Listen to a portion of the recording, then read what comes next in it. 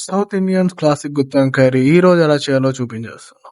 ముందుగా ఈ గుత్తి వంకాయ పేస్ట్ కోసం నేను చూపిస్తున్న ఇంగ్రీడియంట్స్ అన్ని స్లో ఫ్లేమ్ లో డ్రై రోస్ట్ చేసుకోండి.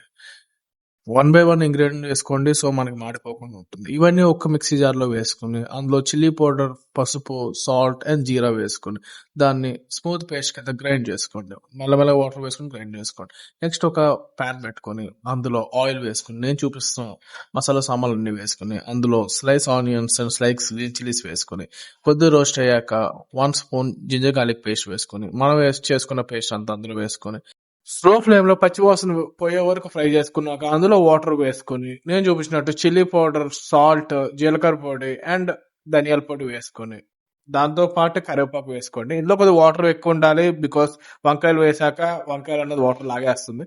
దాంతో పాటు చింతపండు పులుసు కూడా వేసుకోండి. కాశ్మీరీ చిల్లీ పౌడర్ వేసుకోండి, కొద్దిగా కలర్ బాగుంటుంది. దాంతో పాటు వంకాయల్ని 4 డాషెస్ చేసుకొని అందులో సాల్ట్ అండ్ పసుపు మిక్స్ చేసుకుని వాటర్లో వేసుకోండి, సో మనకి వంకాయలు అనేది నల్లగా అవ్వకుండా ఉంటాయి.